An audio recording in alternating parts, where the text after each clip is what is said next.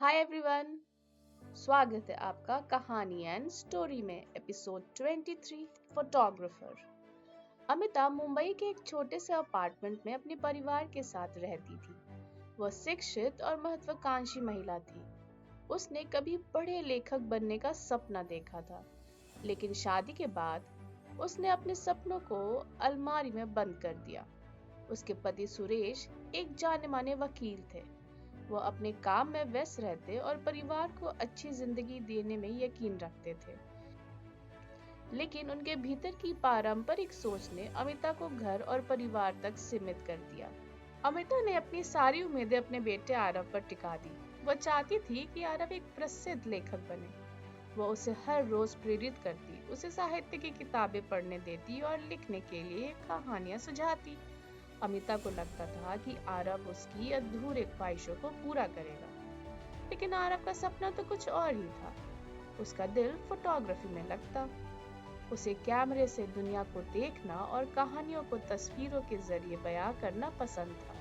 वह चाहता था कि उसकी तस्वीरें बोले, लेकिन उसकी माँ की उम्मीदों के सामने वह अपने दिल की बात कहने की हिम्मत नहीं कर पाता। लेखक बनना आसान नहीं है, अमिता अक्सर कहती। यह दिल और दिमाग दोनों की मेहनत मांगता है। तुम्हें कोशिश करनी चाहिए बेटा। आरव मुस्कुरा देता, लेकिन अंदर से बस बेचैन था। आरव के दोस्त, जो हमेशा उसकी तस्वीरों की तारीफ करते, उसकी उलझन को समझते थे।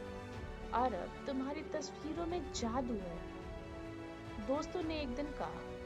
तुम्हें वही करना चाहिए जो तुम्हें सच्ची खुशी देता है।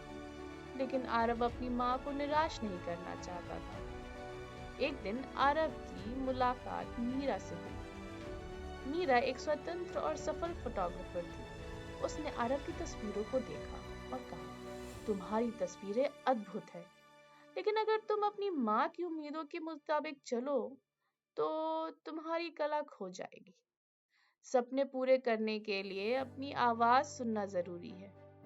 मीरा की बातों ने आरव को गहरे तक सोचने पर मजबूर कर दिया।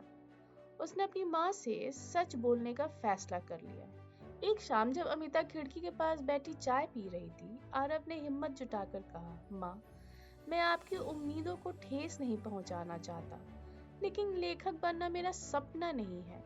मैं फोटोग्राफी के बिना अधूरा महसूस करता हूँ। मैं फोटोग्राफर बनना चाहता हूँ।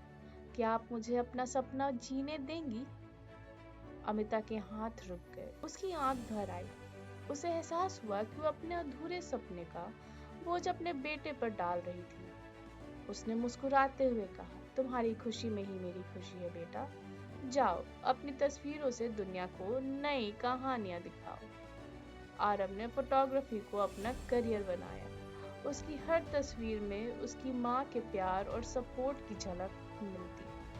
अमिता ने उसे उड़ने के लिए पंख दिए और आरव ने अपने सपनों को आकाश में उड़ाया। तो दोस्तों, आज की थी ये छोटी सी कहानी। फिर मिलते हैं नई कहानी के साथ। तब तक bye bye and take care.